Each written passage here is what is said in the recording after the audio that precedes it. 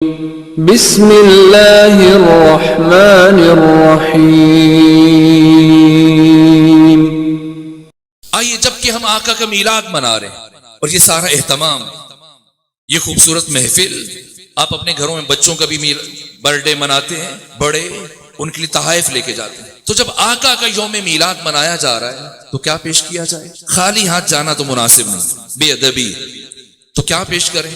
وہ کائنات جس کی جوتیوں کے صدقے میں بنی ہے، اس ہستی کے لیے اس کائنات کی کون سی چیز اس لائق ہے کہ پیش کی جائے جو آپ کے شایع نشان ہو؟ تو کچھ جچتا نہیں ہے، تو پھر کیا پیش کریں؟ بہتر نہیں کہ خود آقا سے پوچھ لیں کہ آپ کیا پسند کرتے ہیں تاکہ آپ کی یہ امتی آپ کو آپ کے میلاد کے موقع پر یہ تحفہ پیش کریں۔ تو یہ 2 سے 3 باتیں خود جو آقا اپنے امتیوں سے چاہتے ہیں، خب وہ سنی ہے یا شیعہ ہے، میرے عزیزوں، سب سے پہلی بات جو آقا کو ہم سے مطلوب ہے وہ شعور ہے، علم اور معرفت ہے۔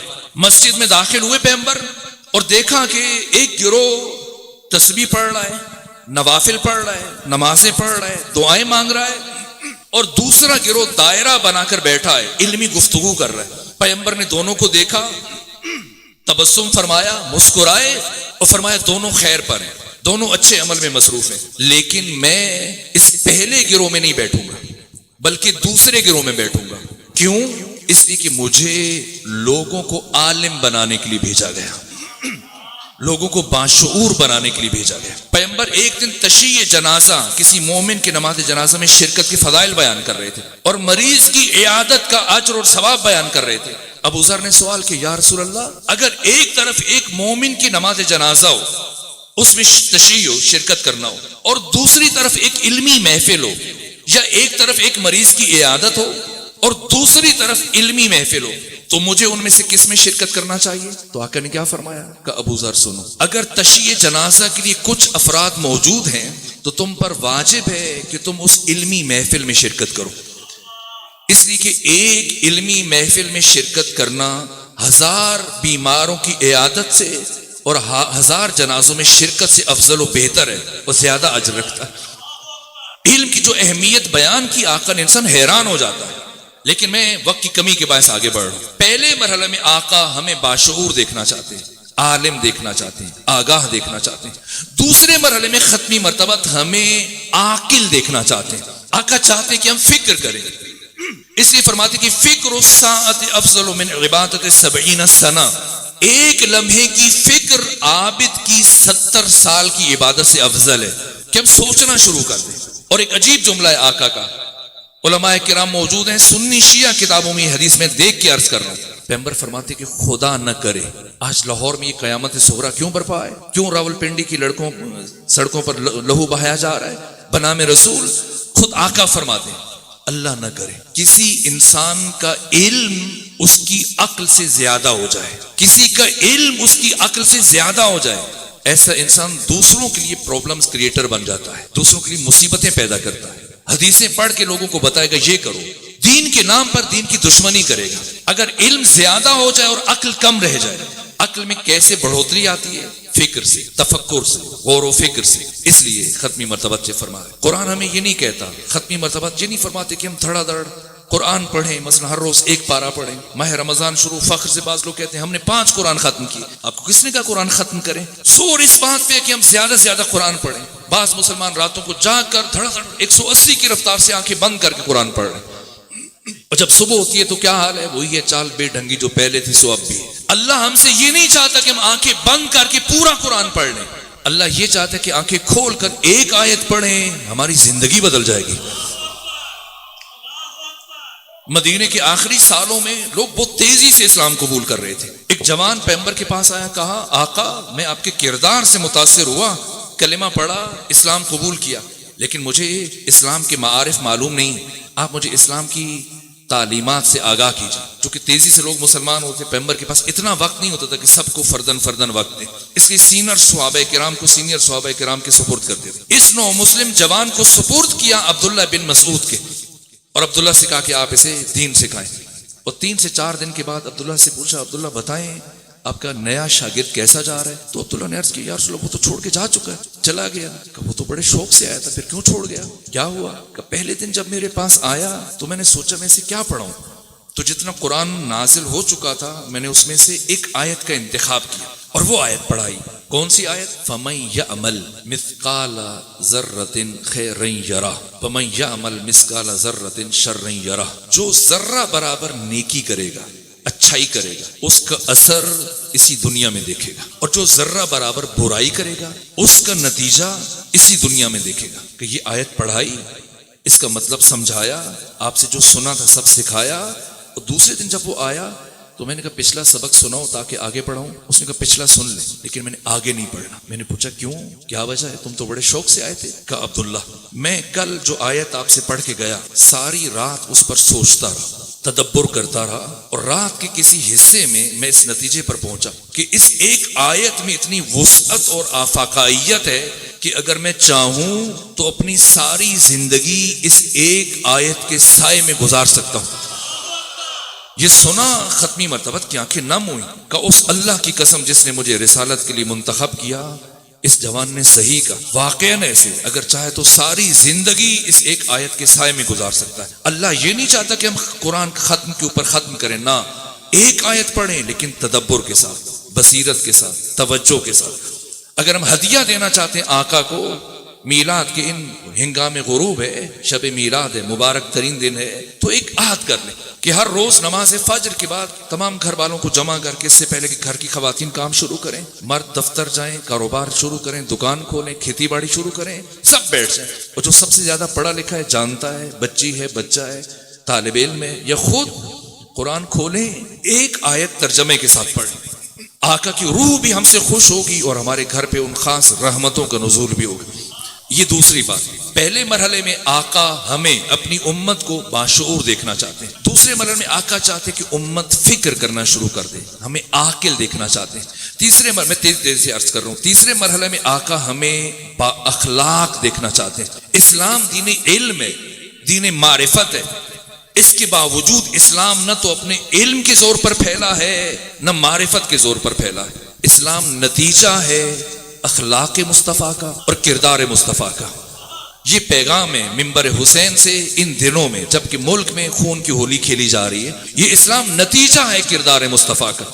جہاں آپ تشریف فرمائے مقدس ترین مقام ہے، مسجد بھی ہے، محراب ہے، امام بارگاہ بھی ہے. ختمی مرتبت مسجد نبوی میں تشریف فرمائے. دیکھیے یہاں اگر ہمارے سامنے کوئی فرد تھوک دے مسجد میں، ہم سب کو چھوڑ کے اس پہ ہاتھ اٹھائیں گے یا کم سے کم اسے کھینچتے ہوئے باہر لے جائیں گے. اب دیکھیے مسجد نبوی میں ختمی مرتبت منبر پر تشریف فرما، ہزاروں صحابہ کرام سامنے بیٹھے، پیغمبر شریعت کے مسائل بیان کر رہے ہیں.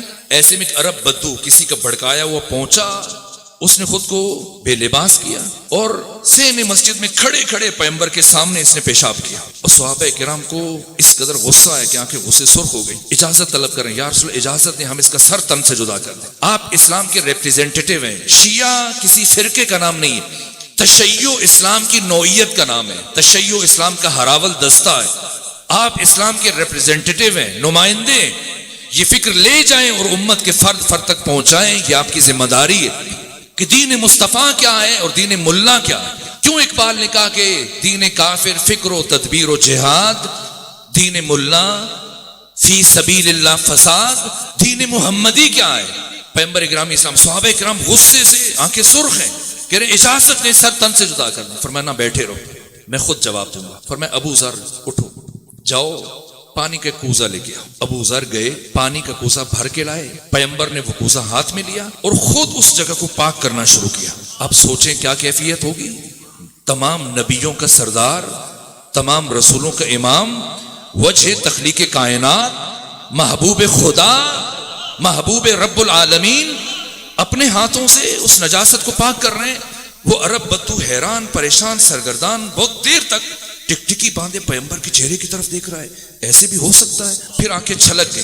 اس نے رونا شروع کیا، آگے بڑھا، ختمی مرتبت کے قدموں میں گرا، دست ادب جوڑ دی، کہا آقا مجھے معاف کر دے. آج واقعاً مجھے یقین ہو گیا کہ آپ اللہ کے بھیجے ہوئے نبی ہیں، اس لیے کہ سوائے اللہ کے بھیجے ہوئے کے کسی کا اخلاق اتنا بلند نہیں ہو سکتا.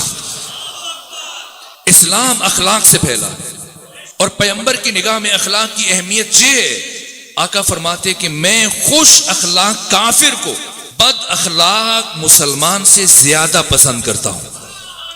کافر ہے، خوش اخلاق ہے، میں اس کے ساتھ بیٹھوں گا. مسلمان ہے، بد اخلاق ہے، مجھے ایسا مسلمان نہیں چاہیے. تیسرا تحفہ جو ختمی مرتبت کی بارگاہ میں پیش کرنا چاہے وہ عہد کرے کہ آج سے اخلاق کی رعایت کرے گا، اور یہ پیغام امت کے فرد فرد تک پہنچائے گا. سائے ڈھل رہے ہیں، وقت ختم ہو رہا ہے، 2 جملے ہو تاکہ 5 مکمل ہو جائیں. 3 باتیں ہو گئی. چوتھی بات، ختمی مرتبت ہمیں خوددار اور باوقار دیکھنا چاہتے ہیں. ہمارے یہاں دین کا تصور جو پیش کیا جاتا ہے عام طور پر وہ یہ ہے کہ جس کے پیشانی پر ایک بڑا سا محراب بنا ہو اور ہاتھ میں تسبیح اور داڑھی ذرا معمول سے زیادہ لمبی ہو، اور سر پہ ایک ٹوپی ہو چین کی، اور گلے میں رومال ہو، تو ہم سمجھتے ہیں کہ بڑا دیندار ہے. نہ، عین ممکن ہے کہ یہ سب کچھ ہو، نمازیں بھی ہوں، تہجد بھی ہو، تلاوت بھی ہو، لیکن دیندار نہ ہو. ختمی مرتبت کیا فرماتے ہیں؟ فرماتے ہیں لا دین لمن لا معیشت اللہ. جس شخص کی معیشت نہیں ہے وہ بے دین ہے. نمازیں پڑھے، روزے رکھے، عبادتیں کرے، سب کچھ کرے، داڑھی بھی ہے، ٹوپی بھی ہے، پگڑی ہے، رومال ہے، تسبیح ہے، محراب ہے، لیکن اپنی ضروریات پوری کرنے کے لیے اور زندگی چلانے کے لیے وہ دوسروں کے سامنے ہاتھ پھیلائے. پیغمبر فرماتے ہیں یہ بے دین ہے. فرد کے لیے بھی کہا ہے، معاشرے کے لیے بھی. صحابہ سے پوچھا، میرے صحابہ بتاؤ اسلامی معاشرے کی پہچان کیا ہے؟ مسلم سوسائٹی، اسلامی معاشرہ کسے کہتے ہیں؟ کسی نے کہا جب سب مسلمان ہوں، کوئی کافر نہ ہو. فرمایا نہ. کہ جہاں حافظان قرآن ہو. فرمایا نہ. کہ جب سب کے سب نمازی ہوں. پیغمبر نے سب کی بات رد کی. جب کوئی جواب قبول نہ کیا، کسی صحابی نے پوچھا یا رسول اللہ آپ خود فرمائیں اسلامی معاشرے کی پہچان کیا ہے؟ فرمایا جہاں دینے والے بہت ہوں، لینے والا کوئی نہ ہو. پیغمبر ہمیں خوددار دیکھنا چاہتے ہیں، باوقار دیکھنا چاہتے ہیں، اپنی ضرورتوں میں مستقل دیکھنا چاہتے ہیں. یہ چوتھی بات. اور اگر آپ تھکے نہیں تو میں 5ویں بات عرض کروں تاکہ آل ابا کی نسبت سے 5 باتیں کم سے کم مکمل ہو جائیں. 5ویں بات، باقی پرسوں کی شب کی گفتگو میں اس سے بڑھ کے جہاں بات چھوڑوں گا وہاں سے آگے بڑھا دیں گے. آپ کی قریبی جو جگہ ہے بلکسر میں عرض کروں گا. وقت ختم ہو رہا ہے، بس ایک بات. 5ویں مرحلے میں آقا ہمیں حساس دیکھنا چاہتے ہیں. اپنے بارے میں ہر کوئی حساس ہے، سینسٹیو ہے. میری نیند کیوں خراب کر دی، میرا آرام کیوں خراب کیا، مجھ سے اونچے لہجے میں کیوں بات کی. نہ، دوسروں کی نسبت حساس، انسانوں کی نسبت، حیوانات کی نسبت، نباتات کی نسبت، جمادات کی نسبت. کل جمعے کا دن تھا، آج ہفتے کا روز ہے. پیغمبر گرامی اسلام نماز جمعہ پڑھا رہے ہیں. سورہ جمعہ شروع کی، الحمد کے بعد 1 سے 2 آیتیں پڑھی. پیغمبر نے سورہ جمعہ چھوڑ دی، سورہ قل هو اللہ پڑھی، سورہ اخلاص. دوسرے رکعت میں سورہ منافقون چھوڑی، دعائے قنوت چھوڑی، مستحبات چھوڑے، جلدی جلدی نماز پڑھی. اور جب نماز ختم کی تو آپ کا عزیز صحابی عبداللہ بن مسعود پہلی صف میں تھے، آگے بڑھے کہ یا رسول اللہ طبیعت ناساز ہے. کہ نہیں. کہ یا رسول اللہ پھر کیا بات ہے؟ نہ سفر ہے، نہ بیماری ہے، نہ آندھی ہے، نہ طوفان ہے، نہ زلزلہ ہے، نہ جنگ ہے، نہ بیمار ہے، پھر کیوں آپ نے نماز مختصر کر دی؟ تو کیا جواب دیا؟ فرمایا عبداللہ سن نہیں رہے تھے ایک بچے کے رونے کی آواز. دیکھیے صدر اسلام میں خواتین بھی نماز جمعہ پڑھنے کے لیے مسجد جاتی تھی. ایک سمت پردہ حائل کیا جاتا تھا. کسی خاتون کا بچہ نماز کے درمیان رو پڑا اور اس کے رونے کی آواز پیغمبر کے کانوں تک پہنچی. پیغمبر نے نماز جمعہ کو مختصر کیا اور صحابی پوچھ رہے کیوں مختصر کیا؟ فرما رہے عبداللہ کیا سن نہیں رہے تھے ایک بچے کے رونے کی آواز؟ جب تک یہ بچہ روتا رہتا اس کی ماں کا دل بے قرار رہتا. اور اسلام ایک ماں کے دل کو قرار دینے کے لیے آیا ہے، اس کی روح کو بے چین کرنے کے لیے نہیں آیا. یہ دین مصطفیٰ ہے. یہ آپ کی ذمہ داری کی یہ فکر، یہ پیغام لوگوں تک پہنچائیں. یہ انسانوں کے ساتھ رویہ، حتیٰ کہ حیوانات کے ساتھ. آقا کی حدیث ہے، سنی شیعہ کتاب میں موجود ہے. فرماتے کہ اگر کوئی شخص اپنے حج کے سفر میں اپنی سواری کو مارے، نہ اپنی سواری کو تھکا دے، نہ عدالت میں اس کی گواہی قبول ہوگی اور نہ اللہ کی بارگاہ میں اس کا حج قبول ہوگا. وضو کر رہے ہیں ختمی مرتبت، اور وضو آخری مرحلے میں، اور دیکھا کہ ایک بلی قریب میں کھڑی اور آواز نکال رہی. ختمی مرتبت نے محسوس کہ پیاسی ہے. وضو وہی چھوڑا اور پانی کا برتن اٹھا کے اس کے سامنے رکھ دیا. کہ حیوانات کے ساتھ آپ کروائیے، نباتات کے ساتھ. ہم بے خیالی بس اوقات پتا توڑ کے پھینک دیتے ہیں. پیغمبر گرامی اسلام کھیتوں کے بیچ میں ایک پگڈنڈی سے گزر رہے ہیں ایک صحابی کے ساتھ، بس آخری بات. اور پیغمبر سے باتیں کرتے کرتے اس صحابی نے ایسی بے خیالی میں ہاتھ مارا اور کسی درخت کا پودے کا پتا توڑ کے مسل کے پھینک دی. اور پیغمبر کے بڑھتے ہوئے قدم رکے اور صحابی سے پوچھا تو نے کیا کیا؟ کہ کچھ نہیں یا رسول اللہ. کہنا کچھ تو کیا تم. اب اس نے ذہن پہ زور ڈالا کہ میں نے کیا کیا ایسا کہ پیغمبر روک گئے. اب سوچا تو کہا یا رسول اللہ میں نے تو بس ایک پتا توڑا، ایک پتا توڑا. پیغمبر نے فرمایا میرے صحابی کیا تو یہ سمجھتے کہ تو نے صرف ایک پتا توڑا؟ کہاں یا رسول اللہ. فرمایا نہ میرے صحابی، آج تو نے ایک ایسی زبان کو ہمیشہ کے لیے خاموش کر دیا جو زبان 24 گھنٹے اللہ کی تسبیح اور عبادت میں مصروف رہتی تھی. نباتات کے ساتھ آقا کا تعلق، جمادات کے ساتھ سائے ڈھل رہے ہیں، وقت ختم ہو رہا ہے. انہی لفظوں پر رک جاتے ہیں، اختتام کرتے ہیں، دعا کرتے ہیں کہ پروردگار ہم سب کو سیرت ختمی مرتبت پر چلنے کی توفیق عطا فرمائے.